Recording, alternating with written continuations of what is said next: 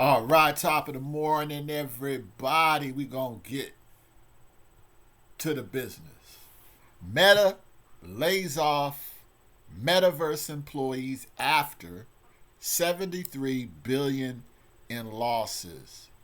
Meta, which operates the social media platforms Instagram and Facebook, is rethinking its investments after a group of its products failed to yield profitable results over the past few years. Well, what happened the past few years?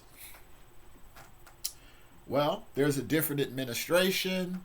I believe for 10 years straight, there's nothing but weird stuff happening on Facebook Lives, people not being here no more, people doing things on lives, and it never really was about the creators and the people who actually built the platform.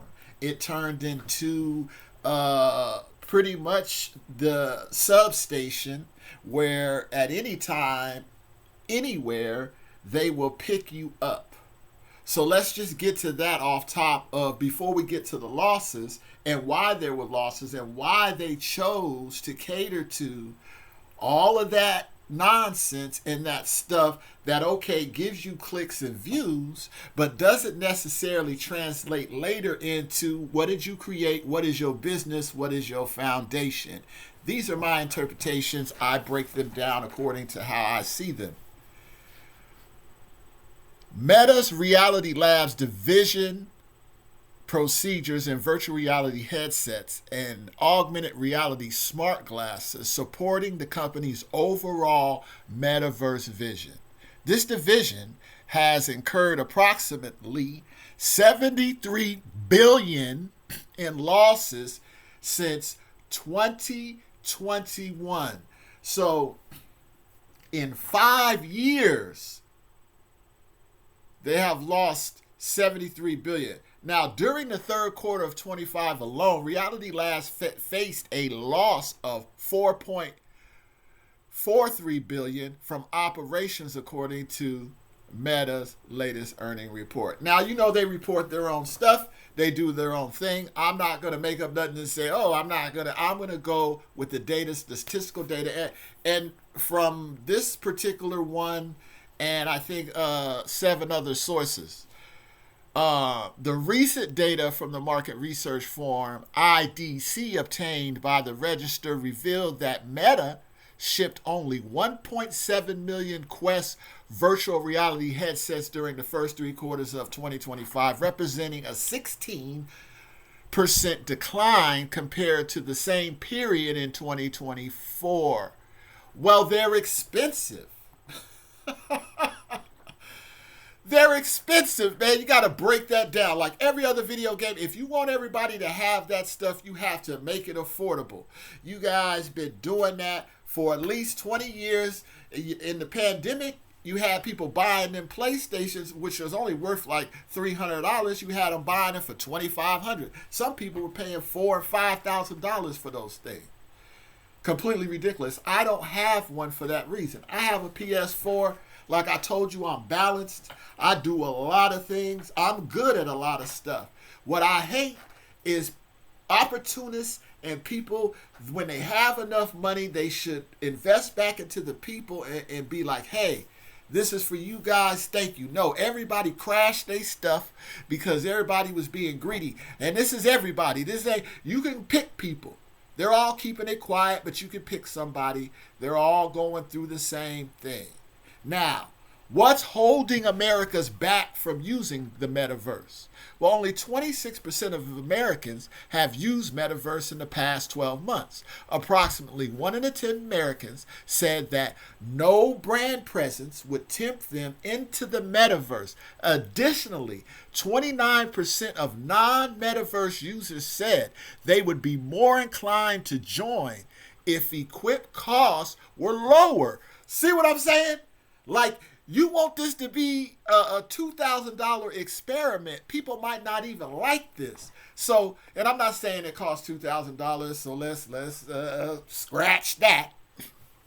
I'm not saying that's what it costs. But after you start paying for, okay, say you get a pair of those, where they're about $700. on the low end.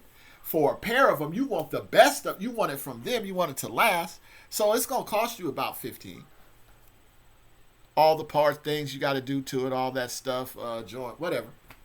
I'm gonna go more into depth. This is just about what they're experiencing, this particular department that they invested all this money in.